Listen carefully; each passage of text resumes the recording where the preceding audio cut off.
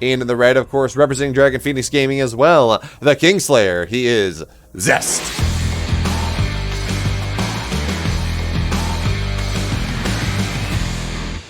I don't really know. ZEST has been on top of the world recently, and this is an online cup, so that is obviously something we have to take into consideration, considering online rogue and offline rogue are very different people. But ZEST also, he lost 2-1 to Spatz in the ESL Open Cup North America on Monday, so, ZEST is, he's not quite been on his world-killing form that he was earlier on around Katowice. ZEST, of course, very good at getting second place at Katowice. I can think of no one better at getting second place at Katowice. So we're gonna have to see how that one works out for him. But yeah, again, ZEST, he's looked really good as of late. Is he gonna be good enough to knock down Rogue in this game? Don't know, but certainly he looks damn good. And I do, of course, expect to see the Stargate build coming on up here on Romanticide.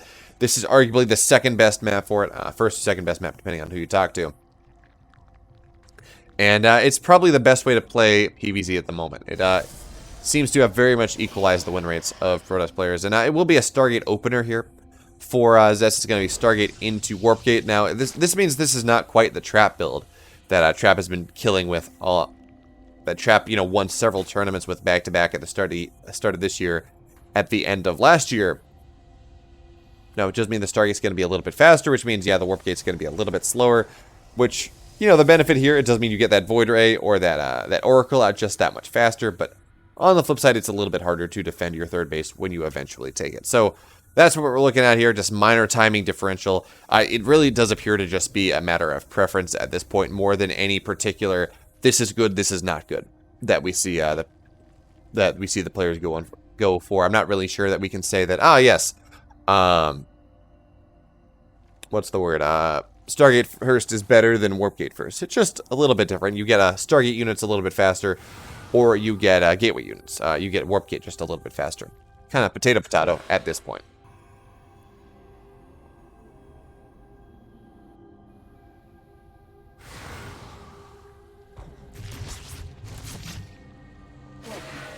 So unfortunately, follow that rhythm. I can't really manage predictions right now. I'm only on one screen, so it's pretty hard to do that. But anyway, the Adepts, yeah, okay, they're not going to get a whole lot done. Actually, can I do this with my finger? Because I got a tablet on up.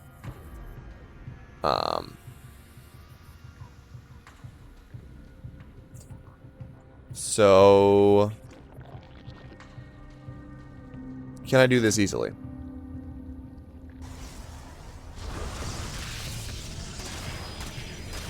Okay, a couple Zerglings, actually, they're going to fly on in. They're going to zoom on in here, do what they can to knock down the third base. They will get one Adept, but that's going to be the extent of their damage. Now, of course, the Oracle is revealed, and yeah, Oracle not really going to be able to get a whole lot done, but of course, 2 Oracles are here.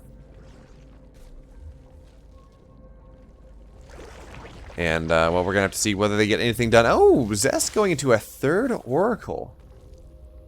That is rather interesting. That's not something you see all that often.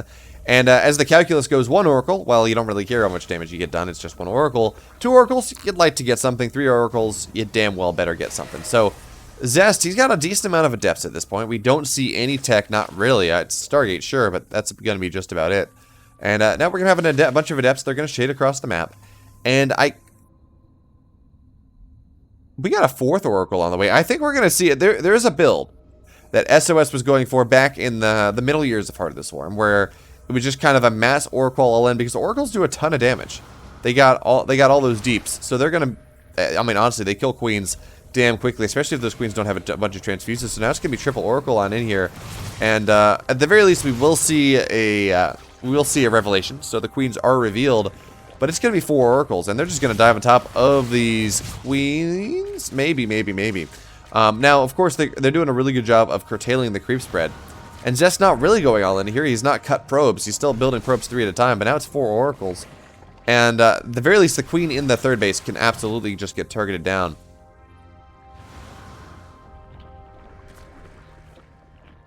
Because do we have any... Okay, we have a Spore on the third base. ZEST is just going to dive on into the main base. Okay, these Adepts are all going to go down. Yeah, that is a little bit too shenanigan heavy for Zest at this point. Those Adepts will all get targeted down. A bunch of Zerglings.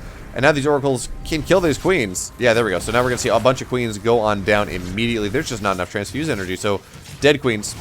Dead Queens indeed. But no, there are 2 spores in the main base. So Zest absolutely had an opportunity to get more done here than he did. But he just kind of waited too long.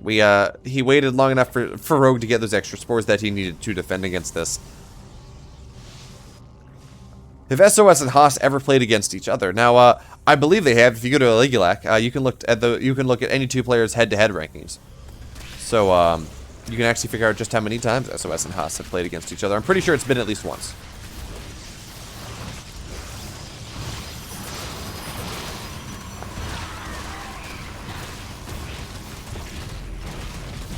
And now these Zerglings of Zest are proving to be vastly effective here at this point in the game here, as they've knocked down 2 sentries, they've knocked down 5 Adepts, and not lost a ton of them in exchange. Sure, 36 Zerglings, but that's effectively, what, 900 odd minerals?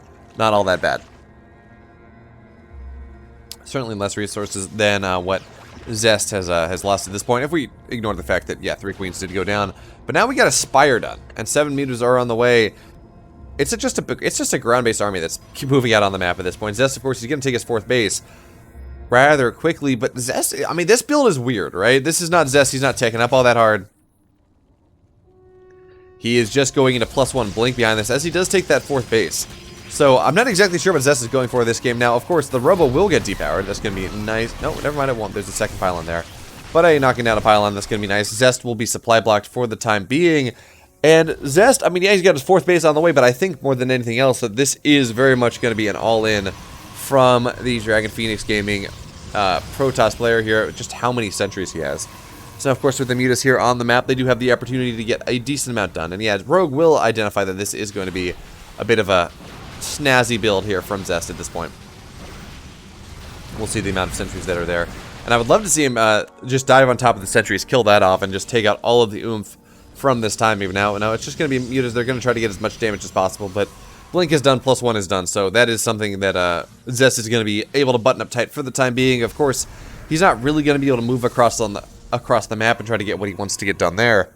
But notice, oh, actually, yeah, there we go. So the Mutas will find these sentries, but, you know, sentries, they tickle, but when you pop double Guardian Shield and there are like 8 sentries on the map, they can actually get something done. Anyway, notice that Zest here, he's sitting on a max cap of 172 supply. This is very much a fake 4th base, once again. So, we do have the Oracles going to dive on into this 4th base. A bunch of workers are going to go down. Of course, the Oracle's going to die in exchange, but we got a massive Roach Ravager army going to show on up here. Of course, there is no tech behind this, not really. So, we're going to see a bunch of Isles go on down. Supply blocks Zest as much as he can. Actually, no, he's not.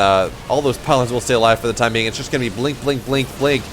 Zest blinking for his life at this point. Now we do have the Mutas. They're going to dive on top of things. Get on top of this War Prism, I think, is the goal. Starks are going to be able to target that down, of course, but that's not going to be enough. GG. Rogue, he hits his timing. Game 1, going to the Dragon Phoenix Zerg. Openers for this game, your standard Zerg opener, and it was a Stargate opener from Zest. Stargate into Warp Gate, into a weird 4 Oracle tech that really didn't get anything done, into this Blink Stalker +1. And as a great man once said, if your opponents do something weird, just go kill him. And that is absolutely what Rogue did there. Now, before we get on into Game 2, we do have the lobby, of course. It's time for some Stream Raiders stuff. We got a lot of people in here today. This is going to be easy peasy lemon squeezy.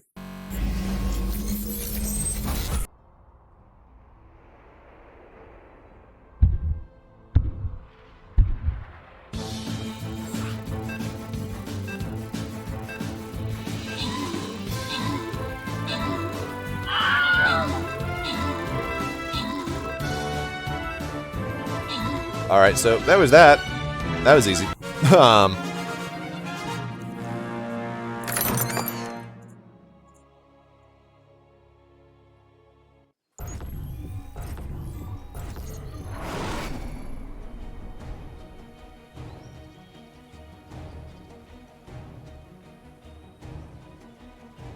Alright, but just in time, we're done with the battle, which means game number 2. It's all loaded on up here. Of course, Rogue with that tasty 1-0 lead. Let's get on in to game 2. And here we are, spawning at the bottom left. in the blue. Of course, up with a 1-0 lead for Dragon Phoenix Gaming. The two-time IM Katowice champion. He is Rogue.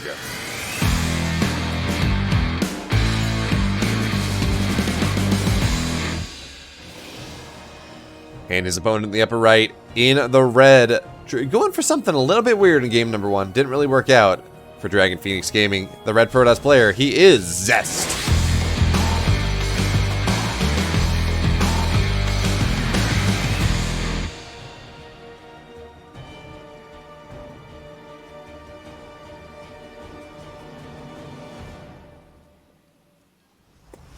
Was there a Discord notification sound? I don't have those sounds turned on, so I think if there's a Discord notification sound, I think it's on your end, Haldy.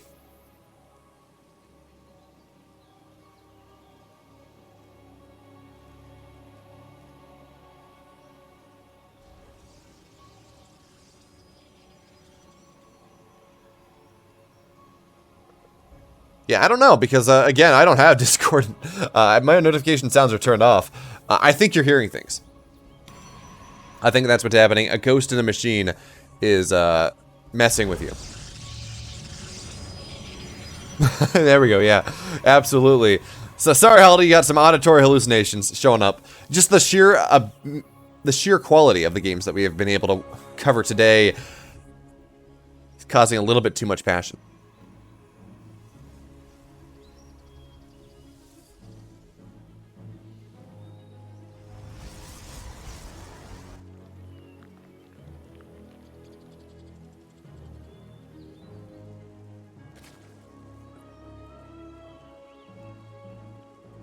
So now once again, Stargate build coming on up from ZEST. Once again, it is Stargate into Warpgate.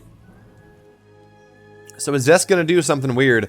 Once again, are we going to see Rogue just realize, ah, yes, your opponent's doing something weird, just go kill him? Are we going to see that again?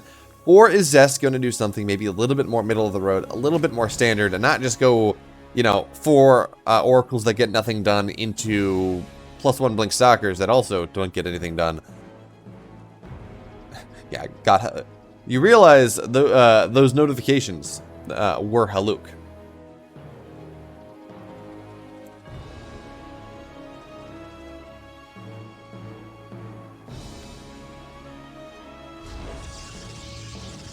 Okay, we'll be a Void Ray first this time. I like that a good bit more. That will, that's a little bit more standard. That will allow ZEST to be defensive. That will allow him to knock down all the scouting. And eventually, you know, we get a couple more Void Rays. And he's going to be able to maybe knock down the 4th base if Rogue is not paying attention. So again, there's a reason that Void Rays are kind of the predominant tech path. Yeah, it's going to be an Oracle out of this. And he very easily, of course, could be Oracle into Void Ray instead. But now the 4th base is going to go on up here. Now, Rogue's going to get the timing on this. He's going to say, ah, yeah. See the 4th base going down to 345. Okay, I know what's happening. I know there's a Void Ray out. No big deal as of yet. Now, we're going to have to see whether ZEST does opt for that second Stargate. This is Oxide. It is possible to do it on this map. But again, Queen Rushes are maybe a little bit more powerful on this map than, say, Romanticide, which is what game number 1 was. Or I guess Queen Walks. Does anyone really truly rush a Queen? I don't think so.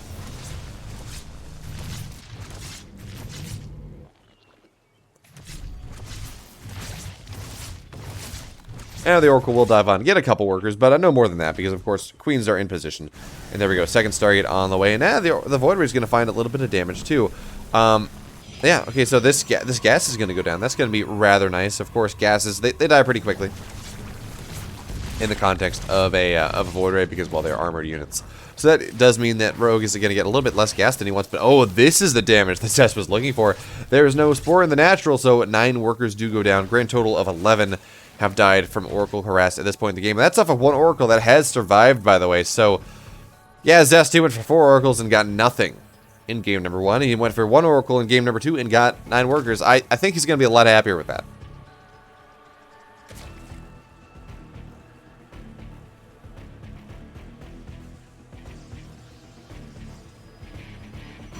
Now, of course, 3rd base fully buttoned on up at this point. 2 Void Rays at a time coming out here. And ZEST now, he's beginning that transition into the ground tech. +1 on the way. We should see Charge on the way. There we go. Charge now on the way as well. And we got a pause.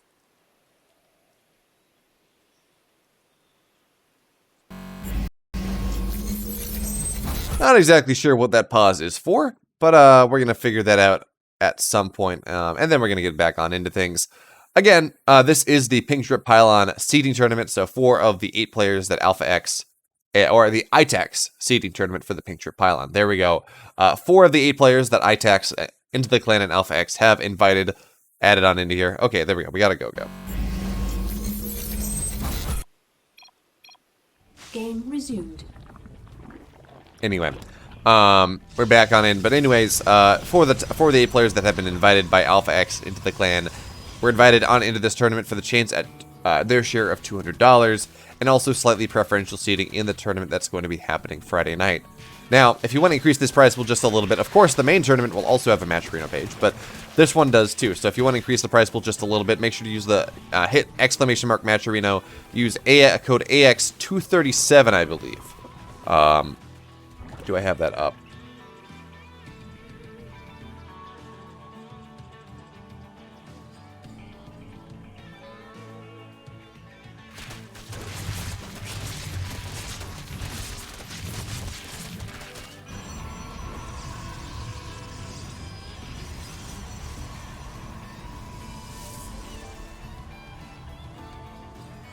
There we go, 327, not 237. Anyway, so that adds 50 cents to the prize pool every time, and it's totally free. And of course, you can log in with your Battle.net account, which is really nice, because we all know we have Battle.net accounts, we all play StarCraft. So it's going to be really nice there, and I love this use of the Oracle, actually, using the much cheaper Revelation now, coupled with, Pulsar Beam. So he's going to be able to knock down a decent amount of creep. Now, of course, Rogue does have his 4th base on the way. It's not done yet.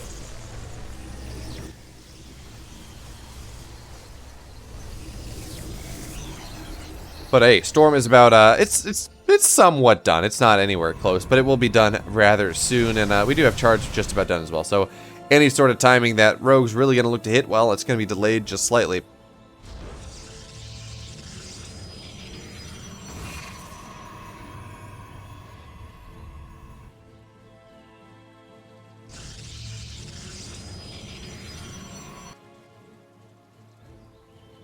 But Storm is going to be done by the time that Rogue decides to move out on the map here. And it looks like it's going to be a Queen Bane Roach Ravager tech path from Rogue at this point. And we're going to see +1 Carapace get started rather quickly, which is nice if this game goes late. If ZEST is going to be able to get on in to that quick Stargate, or that powerful Stargate tech that he's looking for.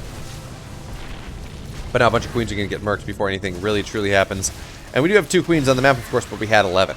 And, of course, killing any Queens before the aggression from Rogue really gets started is always going to be nice for the Dragon Phoenix Protoss player. And we're just going to have to see whether that's going to be enough. Now, of course, Zesty's got his 4th base on the way. If we do see Rogue really lean on into this, I don't think it's going to be all that successful. But with the amount of damage that Rogue took, right, knocking down 9 workers like that early on, losing that gas early on, I don't really know how I feel about Rogue getting too aggressive here. I don't know if he's going to be able to hit the timing that he's looking for. And I think he's kind of aware of that as well. So we do, of course, have an Infestation Pit on the way.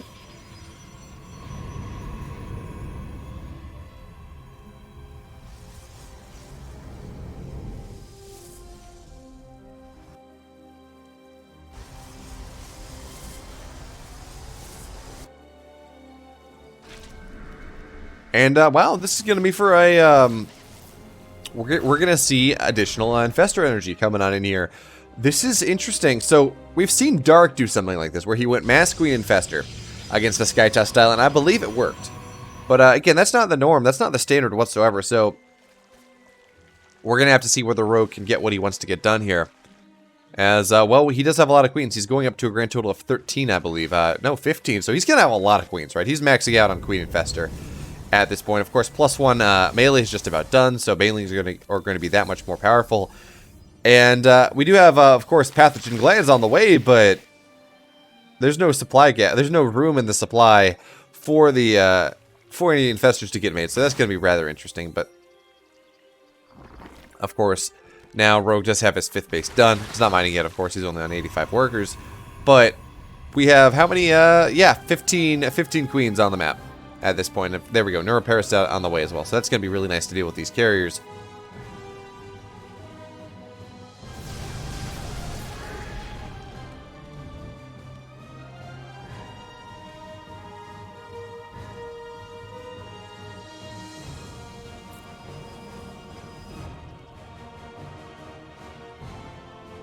Of course, we do have Rogue continuing to tech on up behind this. He does have Double Spire on the way, an Ultra Cavern on the way, 2/2 melee on the way. So these Ultras are going to be rather nice as they look to dive on top of the Protoss army that realistically is built to kill Ultras. Right, there are a couple Archons, there are a couple Immortals.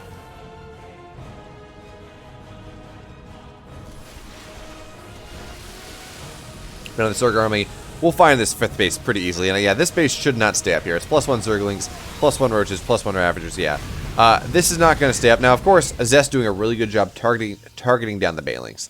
So that's going to be rather nice. And he will, of course, just rebuild that immediately. But the Vials are going to land. No, they're not. Oh, yeah, no, they will. They will get 1 Void Ray, I believe. Yeah, they got 1 Void Ray, so that's going to be rather nice, as we do have Rogue setting up for a rather nice... Actually, no, that's not even a surround. That's just dealing with the run-by. But now, Rogue, well, he will just drop a bunch of Vials, do what he can, and there are, what is this, 5 carriers on the map, +1 air attack is done. The Banelings are not really going to connect, but now the Queens are coming on into the fray, and we do have a bunch of Infestors as well. So we're going to see some nice Neurals show on up here, as the Queens, well, their job, really, is just to fight things. Now, look at all of those feedbacks. But the Fungals are going to be rather nice. That will force Morphon into Archons here. And yes, all the feedbacks have been spent on the Queens, but the Infestors are still powerful. I'm not sure that's going to be enough, though, as that Stasis Trap's going to be fantastic. GG ZEST going to fight back. We got a best of 3.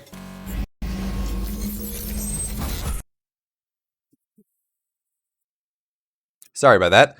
I got like a piece of something in the back. I got a dust mote in the back of my throat. It's been really cramping my style here as I try to cast, and it's hard to cast through coughing. Starch SC2. Starch. That's actually, I beg to differ. We did see, if you saw Stats versus Cyril from Stay at Home Store Cup Grand Finals, Stats was able to drop a stasis trap on Cyril's ramp that stasis 3 Ravagers that served as permanent force fields that no Ravagers can bile down, that allowed him to kill the main base with a bunch of Adepts in game number 1, I think, of Stats versus Cyril from that. So, talking about best stasis trap ever. Well, I beg to differ. I think that one was the best one.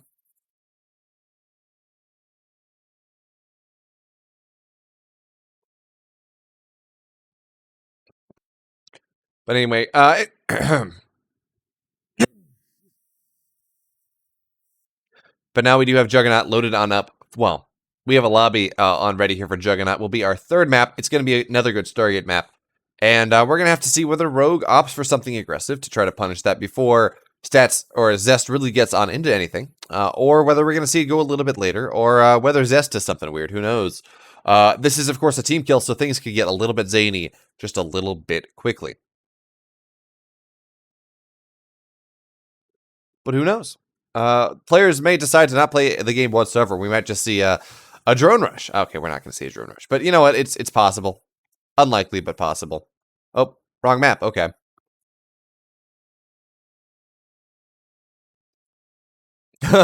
Wee woo, wee woo. And yeah, I'm not going to die. It's just unfortunate that...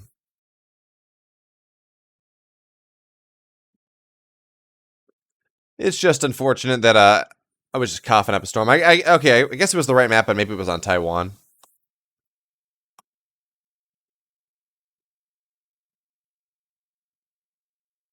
Okay, so it's going to be Juggernaut for map number 3.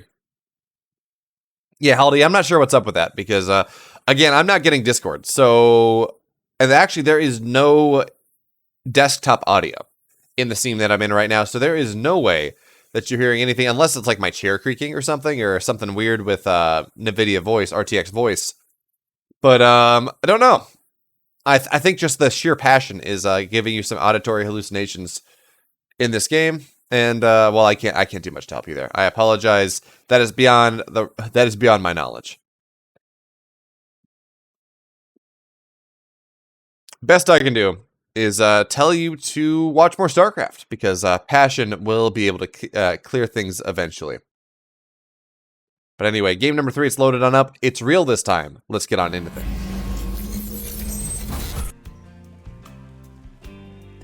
And here we are, spawning the bottom left in the blue, representing Dragon Phoenix Gaming. Give it up for Rogue!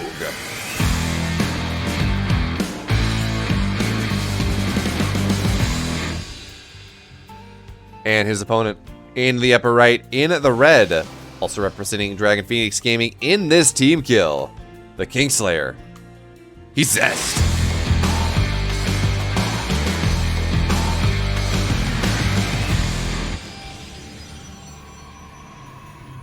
Yes, Angry Fred Rice, if you notice in the bottom left, we do have the score on the bar. I'm on top of things. Or at least on the side of things. I have gotten the score wrong once this game. It's good enough. We're close enough. We can pretend to know what we're doing. That's all that matters.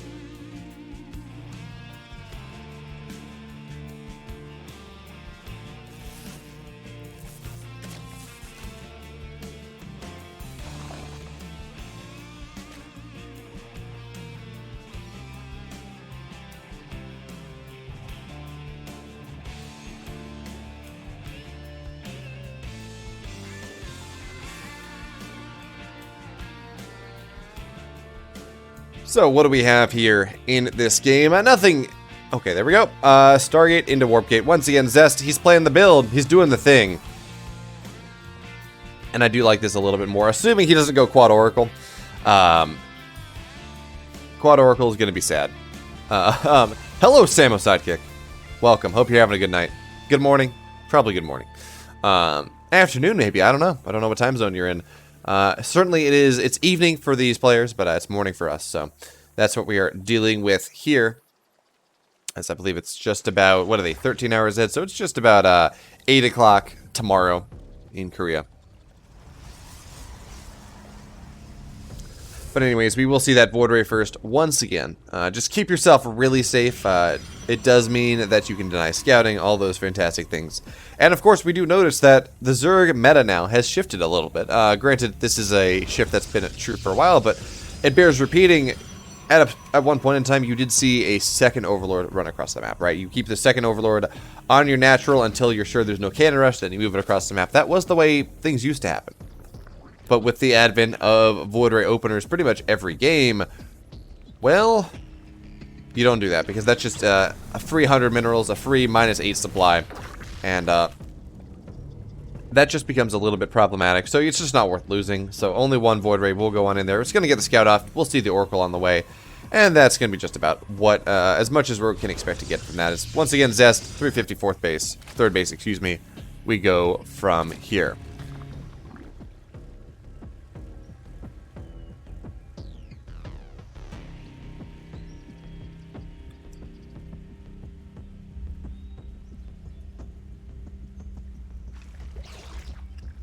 There we go. Second Stargate on the way. ZEST once again doing that build that he was so successful with in the previous game. And actually, he's going to be able to get a decent amount of workers as well. But unfortunately, this time, he loses the Oracle. So, 4 workers instead of 9.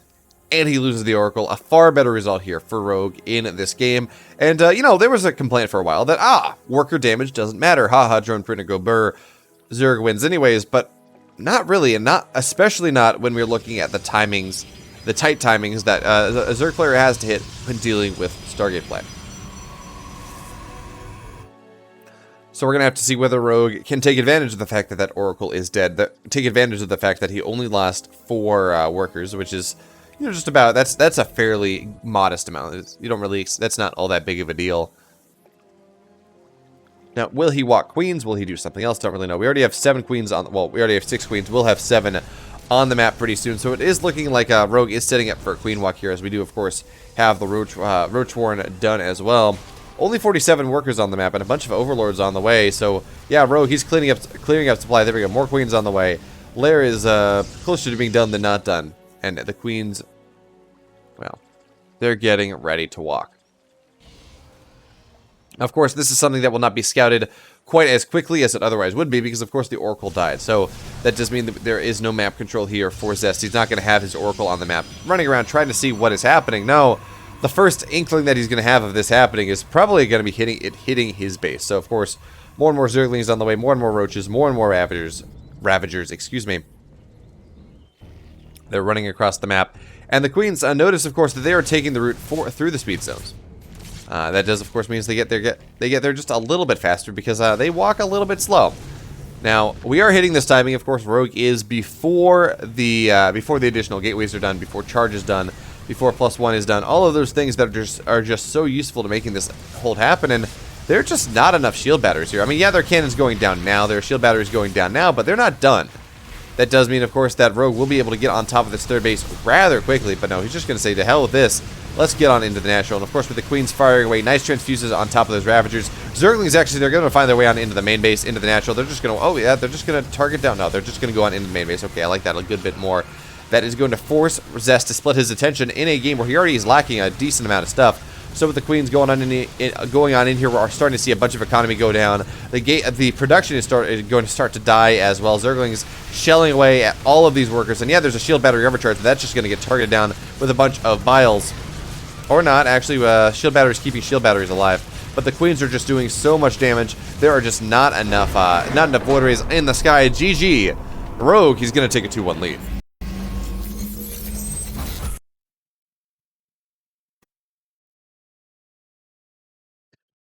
And there we have it. Rogue 2-1 lead off of the Queen Walk. Zest not with the just being a little bit too greedy, not getting that static defense early enough, and Rogue just hit that timing just before all of the static defense was up, all of the gateways were up, before charge was done, all of those really important things that allow you to hold. So really nice timing there from Rogue, punishing Zest for losing that Oracle. And now we're moving on into game number 4. Rogue has that 2-1 lead. Pillars of Gold will be the map.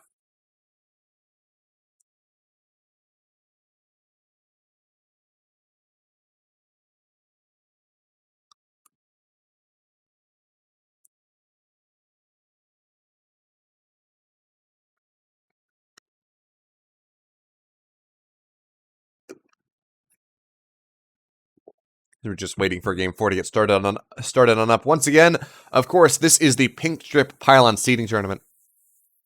Top 2 players from Alpha X, top 2 players from the invited players from Into the Clan, clashing in for $200, plus Matcherino, of course, and slightly preferential seating for the actual Pink Strip Pylon Invitational that is going to be happening Friday night, Saturday morning, depending on what time zone you're in. 10 p.m. Pacific, 1 a.m. Eastern is the start time for that.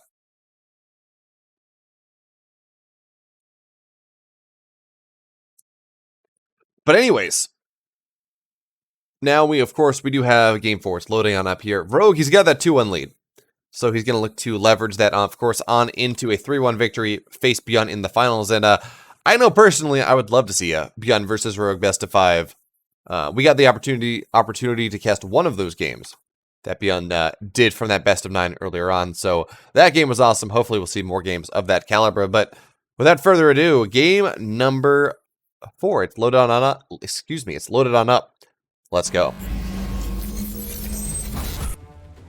And here we are.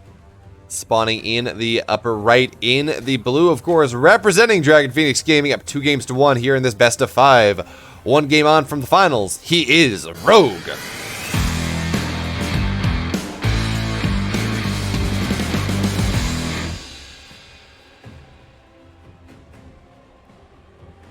And his opponent in the bottom left, in the red.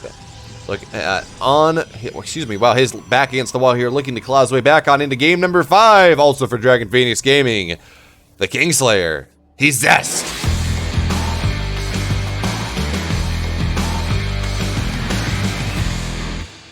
Man, can you tell that my G Fuel for this tournament has not shown on up yet? Yeah, I think I can, as it's just about 8:30 this morning, but I got up at 6:30 and I was up late casting, doing all that. The headset I use, actually, I'm glad you like it. So I've done a lot of post-processing on this. I use an Antlion mod mic that is probably 5 years old at this point. But I use an Antlion mod mic that I've stuck to my headset. And then I use Cantabile with a bunch of VSTs to add to add my compressor, to add my equalizer, to do all that, and then I run it through because I actually just got a new GPU. I stood when I was in Texas, which is why I wasn't doing a lot of stuff here. When I was in Texas, I was actually visiting my girlfriend. She lives like 5 minutes from a micro center. So I was able to stand in line for a couple days for a GPU drop. I got myself a 3090. And that allows me to use RTX voice. So that cleans off the rest of the noise that existed in the feed. Because you don't want to hear this without RTX voice. It's actually really bad. There is just a lot of line impedance. Maybe it's some other word thing. Maybe it's the line. I'm not really sure. But you just get a big background hiss on this. So, but I use voice meter to feed my audio into Cantabile, which feeds it back into voice meter, which then feeds it into RTX voice, which then feeds it into OBS. So that's what we got. Yeah, I got a 3090. It's a little bit more than what I need, but I'm not complaining too hard. I'm complaining about the price because, of course, it was a post-tariff 3090, so it was 25% more expensive than it was at the start of the year. But at the end of the day, I got myself a 30 series card. I'm now just waiting on the rest of my PC parts to come on in. I got a 5800X. I would have loved a 5900, but unfortunately, that is hard. That is honestly even harder to get than GPU for me at this point. So, yeah, that was pretty much my entire stimulus check for the 3090. But you know what? I can justify it because I stream professionally and I'm a PhD student. I do some machine learning stuff. Getting all those CUDA cores is pretty nice. And maybe I can convince with the work I'm doing this summer, maybe I can convince the NSF to reimburse me for it. But anyway, of course, we should talk about this game. ZEST going for a glaive timing here. And you know what? I'm never a fan of this. I don't really ever like adept glaive timings. It always feels like the Zerg just has what they need, and, well, Zerg just kind of slaps the timing aside, and the Protoss player just dies. It's useful to keep the Zerg player honest, of course, but not when you're down 2-1. Not when you need to win this game. This is not a build I would choose to make that happen. Yes, there is RGB involved, Jimmy Jam Jars. But it's RGB that I mostly have turned off because, honestly, I don't really care about RGB. Especially considering, of course, my desktop lives in my bedroom, and too much RGB from the case means that I can't go to bed because it gets too bright. So there is that. But now, of course, we do have the adept timing coming on in here right around 4:30. Of course, that is the timing. Ro4 just about done. And, well, now roaches are on the way. We already have a bunch of Zerglings on the map, 22 to be precise, and a bunch of Queens. So these Adepts not going to be all that useful now. We are going to see ZEST be a little bit tricky with this. Maybe try to shade on up into the main base, elevator on up into the main base. But now, of course, we have roaches on the way, and it's only going to be 3 roaches. So this is Rogue going for that pretty cool follow-up here. That is, may have even been Rogue that kind of figured this out, where you only get 3 roaches, and you turn them into Ravagers. And that is pretty powerful indeed. But now we have a bunch of dips. They're going to show on up into the main base here. And actually, they're just going to all going to get targeted down. Queens are going to target down the Warp Prism as well. And sure, the Adepts go on in, but they're all just going to go down. GG Rogue. He's in the finals.